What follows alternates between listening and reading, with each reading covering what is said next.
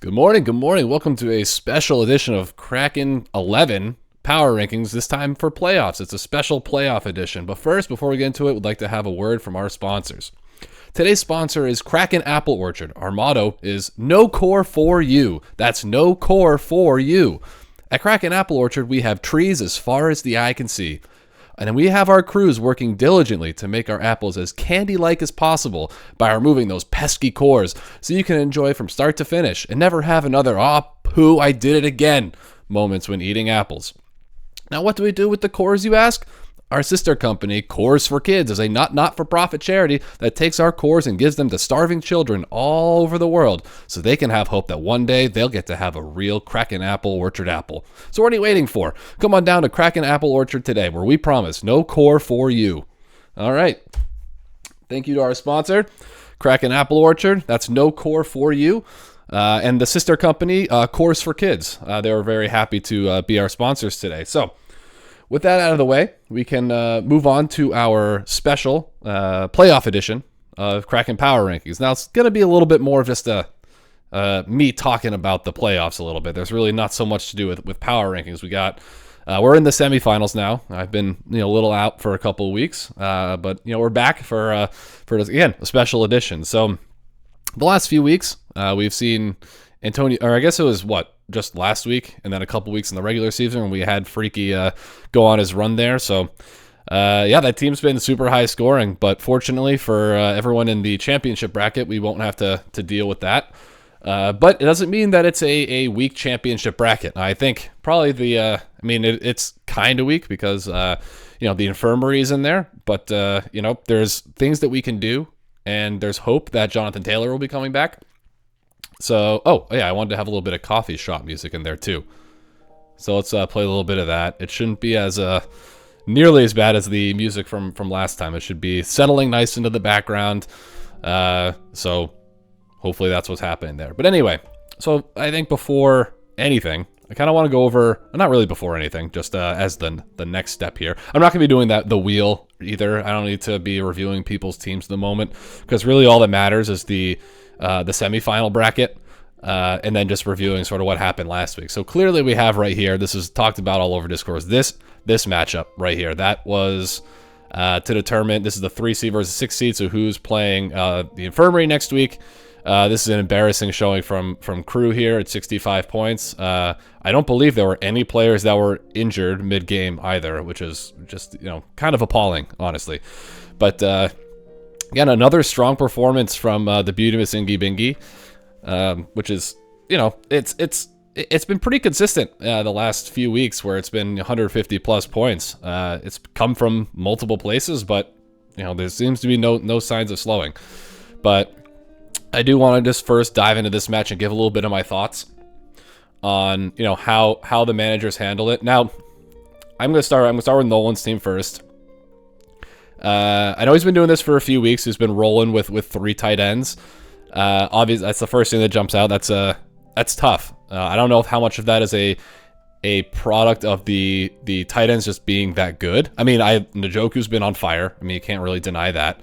Fergie is a great red zone option. So really on waivers, I mean, you look at the waiver wire, I would probably take Ferguson in a flex spot over most anyone on the waiver wire right now. And then Goddard is Goddard. I know he's had a bad season, right? He has had a really bad season, but it's also really hard to not play Goddard. But I don't know. If I'm looking at the rest of the team here, I think I would probably have to lean. It would be, I don't know. You can make a case for really any of these guys. Probably not Roschon Johnson. Algier, I don't like playing anyone Atlanta, so I probably wouldn't play him over Goddard either. The real case is for Quentin Johnston. Even then, I'd feel way more comfortable playing Dallas Goedert over Quentin Johnston. So as far as Nolan's team, and again, that 3 tight ends, that's what I would have done, at least with this roster. I don't remember who was available in the waivers at that time, but again, just looking at it now, the waiver wire is pretty thin right now. So I'd say that Nolan really did the best he could.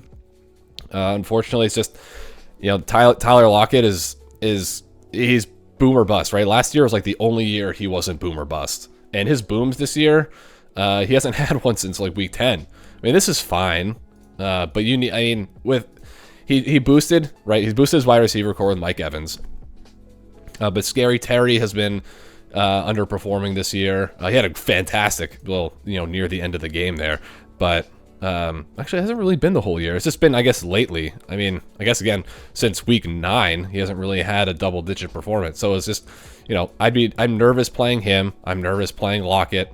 I'm nervous having to play a couple tight ends. I mean, he put together 158 points though, right? Josh Allen underachieved. So where'd it come from? It came from Ken Walker, Njoku, Miami defense. I think when I look at these two teams, it's tough, right? Because then you look at Christian McCheat code, he put up 46. I mean, that's just Elliott has a very good team. He's been anchored by good keepers, right? Like it's Hurts was a keeper, and all you have to do is just keeper McCaffrey. Not a hard choice. You keeper McCaffrey here, and you're moving straight into the playoffs. So it's there's an element of that, but even outside, I think the move to get AJ Brown, at least it's been a little bit tougher lately, but I think that was a good trade for him mostly. But again, out of the last 6 weeks or something like that, it's 5 losses, 1-5 in the last 6 weeks. And how much of it is because AJ Brown's not putting up 30 points. Hurts hasn't looked good as a passer. Maybe the Giants will be a good bounce back game. I'm hoping not. But JSN had a terrible game up until that last catch. Montgomery is basically he's in the same role, but Gibbs now has just Gibbs. I guess it's not the same role. He's more of the role he was intended to be, which is to be that inside the 20s, or no, that's not the right word. The red zone. Basically the red zone running back. And then, so I said inside the 20s, so it's between the 20s and you could say inside the 20, but whatever, it doesn't matter. A little bit rusty here, but anyway, Montgomery's doing what he basically does do. He just didn't get the TD. So 85 rush yards is still good. He could have easily gotten a TD. I have no idea if Moss is going to play this week. Kincaid, yeah, he's a little bit injured. His production's come down a bit since Dawson Knox came back. I have no idea if Knox is doing anything. I just know it's one of those, right? It's correlated, but we don't know if it's a cause. So I'm not entirely sure. But Mostert, I mean, the guy has 20 touchdowns on the year. I mean, these two guys are like leading the league in touchdowns. So, you don't really have to do too much with them carrying the load. These are some very weak. These are basically his flexes right here. I know these are in the flex spot, but these are the flex pieces. Montgomery and Moss are good flexes. I don't know if Moss will be this week, but this last week, it was a good flex. Chase got injured like at the end of the game, and he's not going to probably play this week, right? So AC joint sprain. I already saw that, so he'll be out for the semis. And Hurts again, just sort of really leaning on that rushing performance to be relevant. So I have concerns about Elliott's team. I feel like it's very unbalanced, but again, you have a couple guys that can carry the load. You got a good outing from the Atlanta defense. Now he has Green Bay defense this week, and I'm not like a PFF rating. I don't believe in it, but I do just want to note that Pro Football Focus gave the Green Bay secondary the worst grade in like a decade or something like that.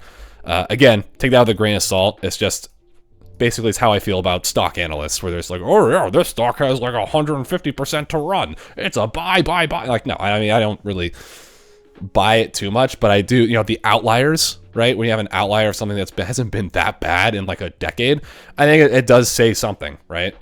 I don't get paid to analyze the stuff, and they have people that do, so they are seeing things, and I'd be concerned. But in any case, we'll see how it ends up happening. But this was a nail biter. A nail biter. Probably just got inceptioned into using that. But yeah, it was a really, really close one. As for who I had a preference to play this week, I didn't want to play either of them. But I was kind of leaning to I'd rather play Elliott just because of the matchups. I think these teams are pretty equal. And I think Elliott's matchups were a little worse. And also after having seen Chase go down, and possibly Moss too, then I want a banged up Elliott's team to face instead of a fully healthy Nolan team. So we'll see how it happens. I'll probably get some karma for that and get my ass kicked by 50 points. But we'll see. We'll see. Anyway, so I haven't even gotten to preview the matchup yet, but I want to go over. I mean, there's not too much to go over in this one. There was a period of time where it looked like Morgan Elliott was gonna pull it out, but then this happened. This James Cook happened right here. This was and well, Rice had a great game too, but really came down to James Cook just going absolutely insane for Buffalo, and they're using him so much in the offense that it's taking away points basically from Stephon Diggs. Like, he is being used a lot. Josh Allen didn't have to do much. Look, Buffalo found success with a more run-heavy approach in recent weeks. Yeah, I mean, 10 carries, we'll see, but he's being used prominently as a receiver, and he got 25 carries. I mean, what's not to like? This guy, he could be the second coming of Christian McCaffrey. It's very, very possible, or the second coming of Dalvin Cook. No, but he's very good and very scary. Jake's team is a very scary team. These numbers look, again, unbalanced, but I don't know. There's something like Ayuk had a poor game right here, like one of the worst games of the season. Right? Is that his worst game of the season? Other than this, he might have sat out this game. Outside of that, his worst game of the season. This could have been. I know Hopkins had like a really bad. Yeah, it was this one. But this is basically the worst game of the season, right? Two guys with worse, three, maybe Henry, Eckler. Like, these guys did nothing. And these guys, I mean, I don't really believe much in Eckler anymore. I think he's toast. So I think his ceiling is basically his projection, unless he gets like 2 TDs, in which case maybe it's not his ceiling. But in any case, Henry, who knows what Henry's gonna be able to do? He's just not being used as much, so it could be a tough spot for him. But again, there's just players. He left 28 points on the bench with Addison. I can't say I blame him for not playing Addison. And Olave was injured. So there's just a lot of ways where this team can be very, very scary. And it's not a team that if I happen to pull past Elliott, I wouldn't want to face this team. So I guess I maybe, we'll see what happens. But I should give a little bit of love here to the consolation bracket. I don't want to, isolate, most of the audience here. But I want to say Jay's team has been on fire lately. It was like a top 5 scoring team. Put up 150 points the week before that. I mean, I guess putting up 120 versus me isn't a great score, but his team's doing a lot better now. It definitely helps that Zeke had been a couple weeks ago. It put up like 25 or whatever, but Connor, continuing to put up some good numbers. You see T. Higgins getting more involved. Deontay Johnson's getting touchdowns. Goff threw 5 TDs. Ingram is I don't even know what he did, but I'm sure he got 6 looks. But he's a prominent piece of the offense. McKinnon threw for a touchdown, but it's not a bad team. And I think with just a little bit, possibly some good keepers, a good draft, Jay's got to take some good care of the team next year. I think Jay could make a comeback.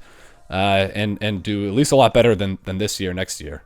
So that's something to look forward to. As far as this matchup here, I feel bad, feeling for Zach here. This is not a bad team. This is a good team, just missing a QB. He has Hubbard, who is the true bell cow of Carolina. He has Swift, who's been, I think, struggling a little bit in recent weeks. Yeah, that's been kind of tough. He's been Mr. Consistent all the way through here, but really, as the Eagles struggled, so is Swift. I think that's more of him struggling as a result of the Eagles rather than his struggles hurting the Eagles. I think it's the former rather than the latter.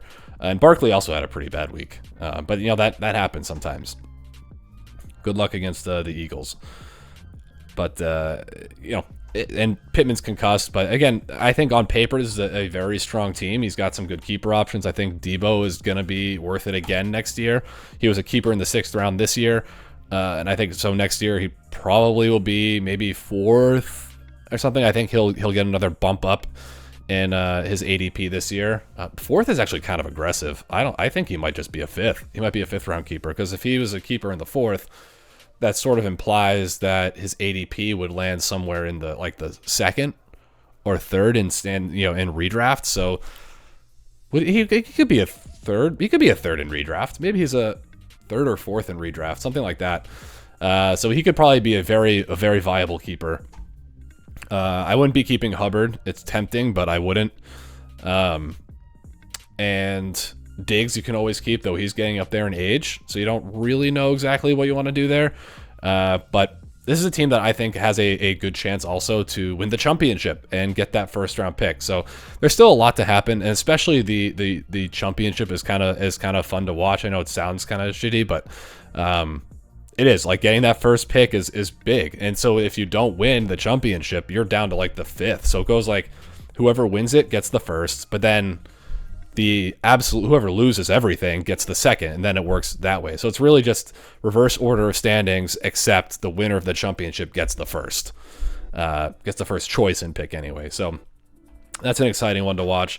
These two are not, they say consolation bracket, but they are not eligible for championship. They're fighting for fifth and sixth place this upcoming week. So it's really, these guys are all in the championship. I don't really see too much going here. Stacks has been having, Robert's been having a good, has some good guys, right? He has I don't know if Madison's coming back, but Chandler had a great week. I think Gibson had a good week. No, he didn't. I must have been seeing things. Maybe it's because he had that one highlight. But Cortland Sutton is a guy that I wanted in the draft, and is the 8th round.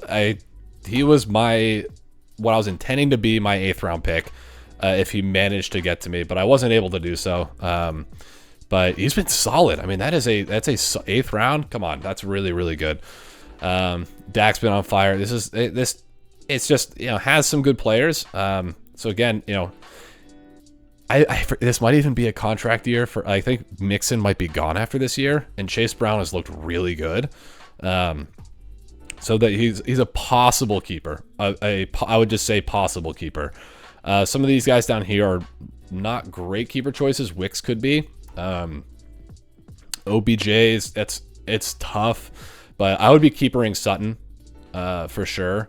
Possibly Chandler, depending on what they do with Madison. Possibly Brown. You could even keep Dak. Honestly, you could keep Dak. I don't know if I would, but you could. You can definitely make a case for it. And then over here on McGovern's team, A-Chain is fine, but we all knew this wasn't gonna last. Come on.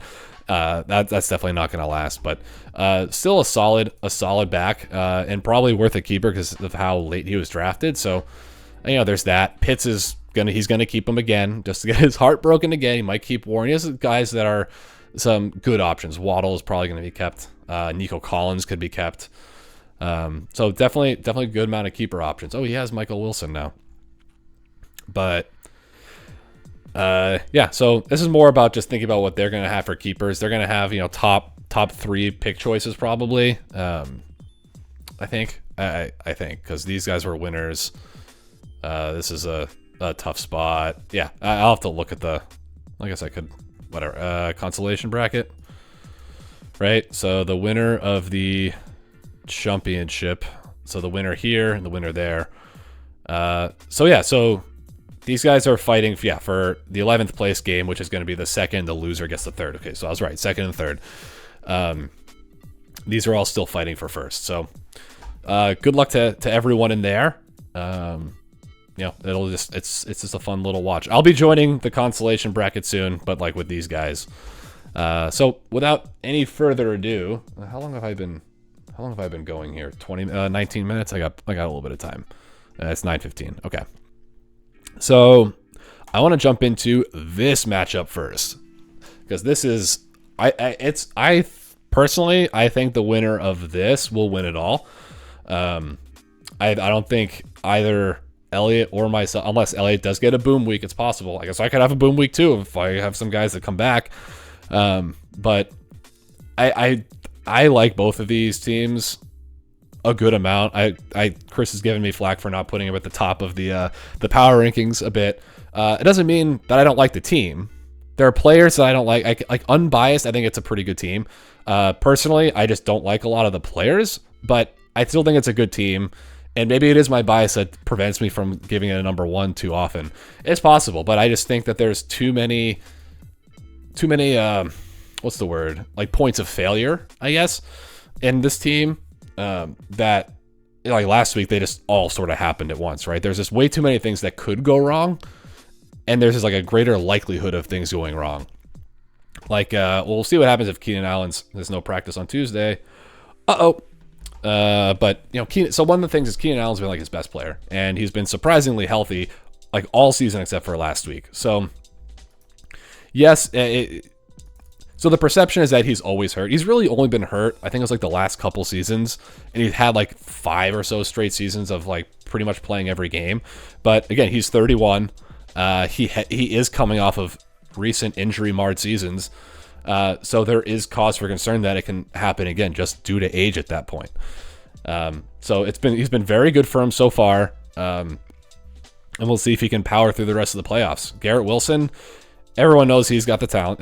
I'm not saying anything new here. This is really just he will go as far as Zach Wilson or whoever's playing a quarterback for the Jets, I guess. He's limited by them. He goes as far as one of them goes. So he had a terrible week last week because the Jets offense put up 0 points. And that's going to happen. You get every other week. So is he due for a good week? Maybe. He's probably due for a good week. They need to get him involved. Metcalf. So he was sort of, this has been pretty consistent with a couple of monster weeks here.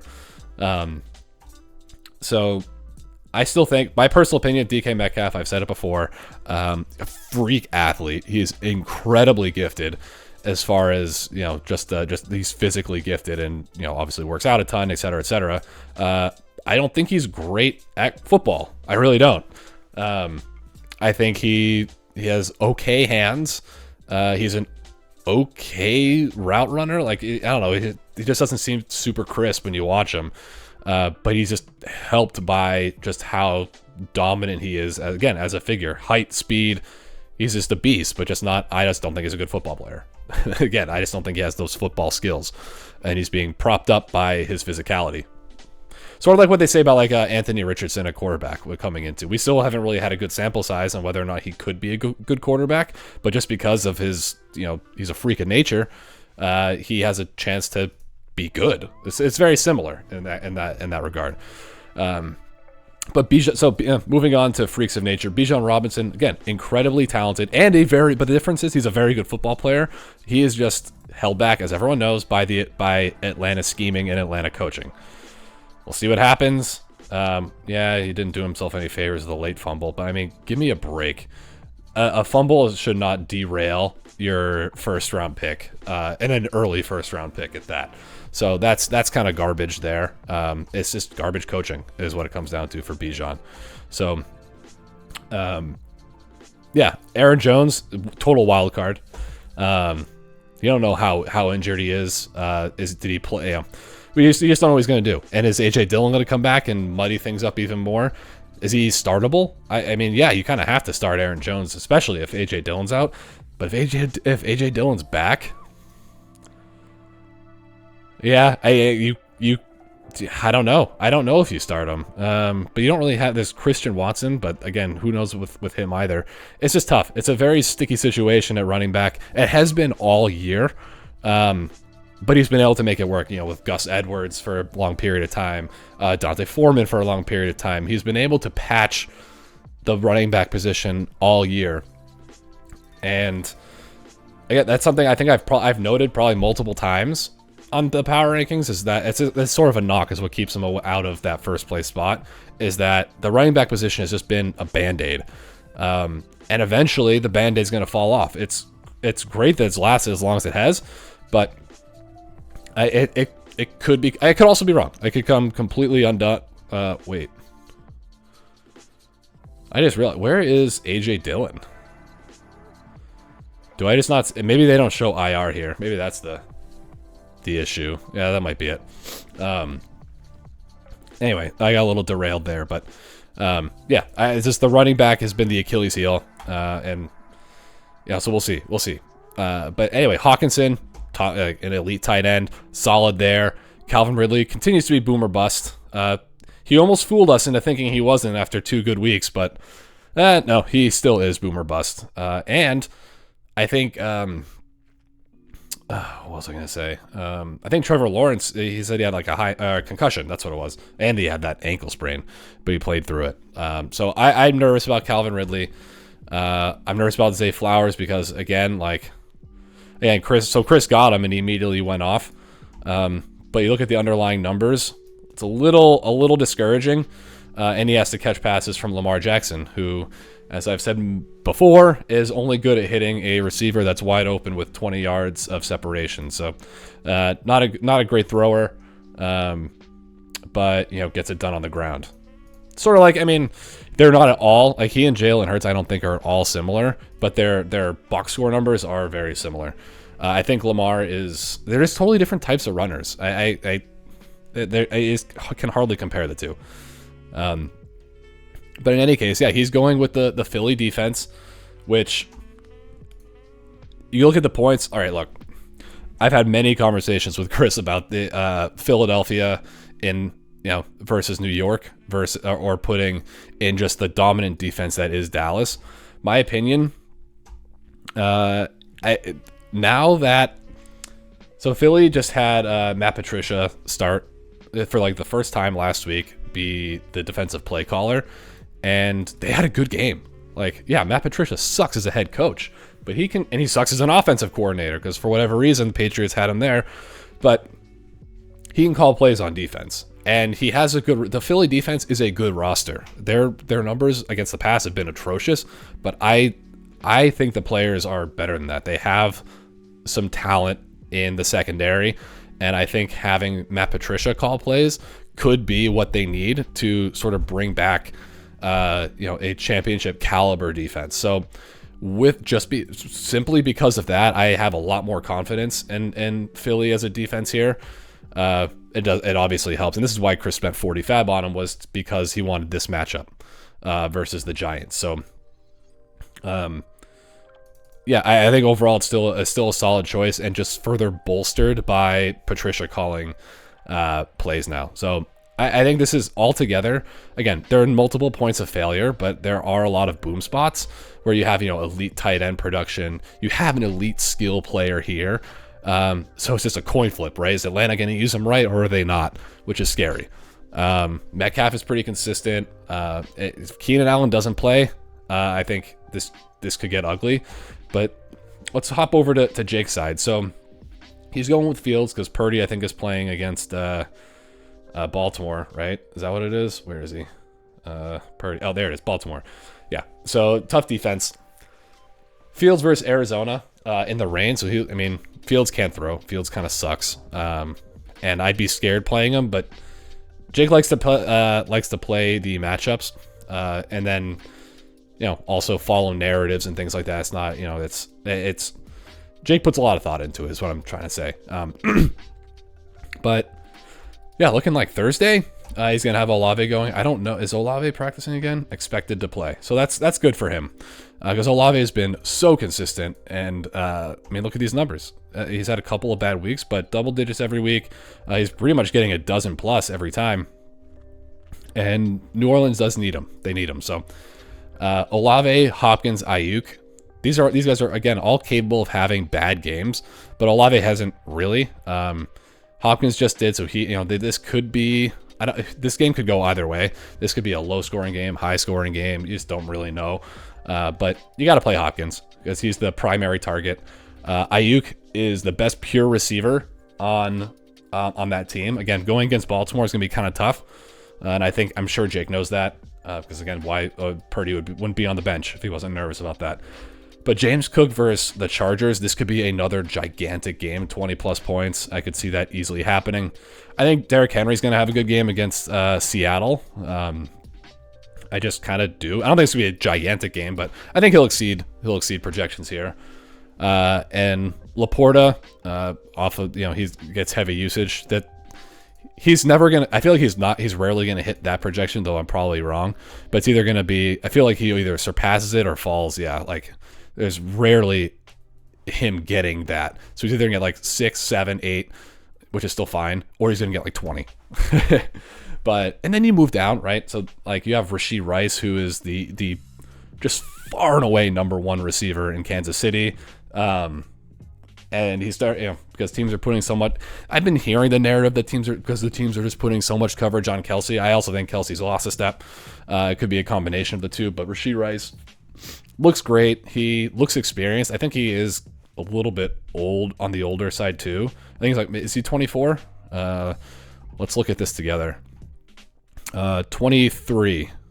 So he's 23. He'll be 24 soon. So he's a little bit old on the older side. Not like Tank Dell, who I think is like 24 and a half or something like that. But he's not. I think he's older than Kyle Pitts, if you can believe it. So anyway, so you have Eckler again. Speaking of old,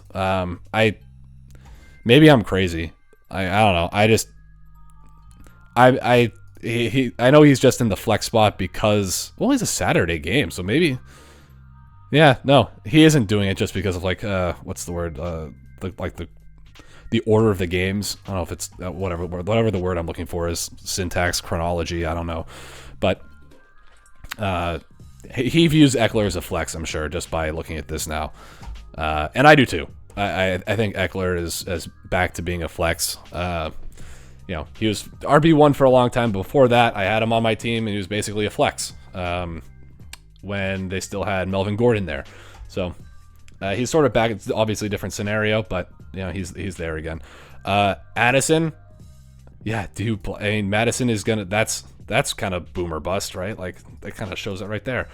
Yeah, I think he could change things up. So if Olave puts up like a goose egg, I think I don't know what he does. I really don't know. I'm not going to pretend to know. I got to imagine, though, if he has struggles with Olave on Thursday, maybe Ayuk comes out, but you don't really want to bench Ayuk either. But Jake does crazy things sometimes. I just feel like he's going to want to get in Addison. If Olave struggles, he's going to want to get in Addison because he's a home run threat. That's my belief. But anyway, so that's dissecting this matchup. I guess I should give my prediction. It's 50-50 according to projections, but I think Jake wins. I do think Jake wins this matchup, and I don't think it'll be as high scoring as it's been. I'm sure Jake will think he's going to get like 150, 160 in terms of points, but I think it's going to be closer to like in the 130s. I think there will be some struggles, but I'm thinking it's going to be more of a battle in the 130s. Yeah, maybe Chris. I'm not good at picking scores. I'm not going to pretend that I'm actually good at it, but I do think Jake wins. And then he moves on to I think this is his first semifinals, and then he'll move on to his first finals appearance. So it's really going to come down to Justin Fields, though, in my opinion. Does he dud or does he rock it?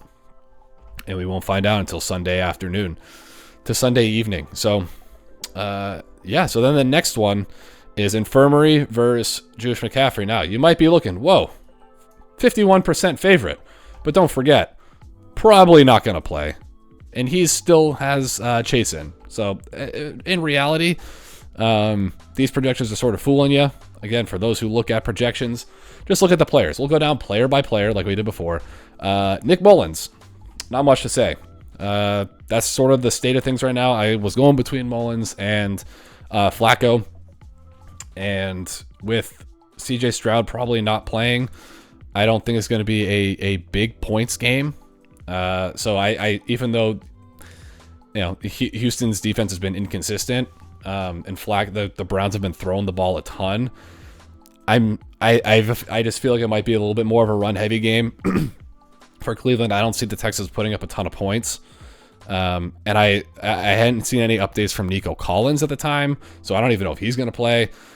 So I just didn't really want any part of that at quarterback, either Houston or Cleveland. I have Singletary. Cleveland defense is tough, but Singletary is just he's been the guy. Really good time to get him too. Great. I would love to have these numbers this week, but I'm kind of doubting that happens again. But I do think there's a good chance he gets a touchdown. Pierce had 1 touch, I think, last week. So Singletary continues to kill it. So he's a starter. This is going to be a game completely on the ground. Snowy, New England versus Denver, and they're at home in Denver. That game is going to be played on the ground. So I'm hoping Javonte has a better week than last week where he put up 3 and change. I think he might be ripe for a touchdown. But Trey McBride has been, I know I have bias, but I think this guy is an elite tight end. Just watching him play, I think he's, at least dynasty wise, easily a top 5. But as far as like a league like ours where he's a 16th round keeper, or where he's as low as it goes, I think that's incredibly valuable. And I think in redraft he probably goes. Well, you're gonna have the Kelsey will go just by name brand, his name alone. I think Laporta. I think he and Laporta are very similar as far as where they would go in redraft. Possibly, I think Laporta might, just because his name has been plastered everywhere too, and it's a bit more of a stable offense, which is fine. I have no problems with Laporta going ahead of McBride. Laporta is easily Dynasty 1 tight end. He's incredible, but I'd say McBride can go again. So you have like Kelsey, Mandrews. You're gonna have Hawkinson, Laporta, and then I think after that it goes McBride. I think McBride should be going before Kittle. I think I do think McBride has to go before Kittle in redraft. So I would put him at redraft 5, and if not 5, maybe 6. But either way, it puts him at tight end 1. And I think he has an even better year next year. So my opinion, I think he's an elite tight end. I think he can outproduce Kelsey as soon as next year. I think he can be. That's where I think he'll get drafted right as 5th or 6th. I think he can end the year. His ceiling is TE1. Personally, I think he could be TE1 next year. But we'll see. Again, there's definitely some bias there. But really, moving on from that, I think really what comes down to is at least one of these 2 guys coming back. If they're both out, this matchup's over. It's completely Jover. If Adams has basically his ceiling is 20 points. CeeDee Lamb, maybe he could put up 40 against Miami. That could be a high-scoring game. I could only hope. Atlanta has some good corners, but maybe Downs in the slot will finally start seeing some action again. But it's going to come down to here. Like, I can't compete with this unless I have at least one of these 2 guys. Honestly, I don't care which one. I would take either of them. I doubt Stevenson plays. New England's out of it.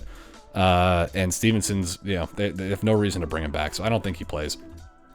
So then I am stuck having to put in, do I put in Rashid Shaheed? Or no? So do I put in, maybe I can hope for, so if Taylor doesn't play, I do have Sermon. Hopefully, it's only if like Zach Moss doesn't play and Taylor doesn't play. But I think having 2 out of the 3 running backs there, I just sort of had to pick up Trey Sermon. If Josh Jacobs doesn't play, the thing is, it's a Monday game, and we have games starting like on Thursday. It's gonna be, I don't know. We'll have to see. I hope to get some news about Josh Jacobs being like out or something like that. But there's a huge drop off, is what I was about to get to, is like between these guys and the bench here. I had some depth. Depth is dried up. Downs isn't doing what he used to. Douglas, I think, is probably my best option. Shaheed's boomer bust. We'll see. But anyway, so moving on to Elliott's team, I gave it, I already talked about it a little bit before, but it's definitely this hurts for sure. Kincaid, do you even play him at this point? Probably not. I'd be putting in Dalton Schultz. But this is going to be, we know what McCaffrey's going to do, right? And we have an idea of what Mostert's going to do. But this will be the game changer, I think. Hurts, Brown, good game or bad game? We'll see what happens. But I do think it's tough. I think I do think Elliott wins. I don't think it's really going to be that close. I think it's like a 20-point victory for Elliott, but I'm going to try my hardest to get something up there. So we'll see. Again, it comes down to these guys. So assuming I'm right on both counts, you have a Jake versus Elliott finals. In that matchup, well, maybe I'll give you guys a little bit more of a next week. Maybe I'll talk about it. We'll see. Post Christmas. But in any case, I think that's about where I want to leave it off here. So yeah, I think from now until Christmas, I'm not going to be doing this again until after Christmas. So everyone have a good Christmas. For everyone celebrating all their holidays. I know Elliot, Jake. I don't know if we have any other Jewish people in our group. Sorry if I just don't ask people their religions that often. But I know you guys have a good have a good Hanukkah. I know you've been having a good Hanukkah. So but I know you like Christmas too. So in any case, anyone have a good Christmas. But have really, really, really shitty matchups and just let me win. That's all I ask. But in any case, those are my predictions. Those are my sort of power rankings or whatever. But yeah, we'll see you guys in a week. See ya.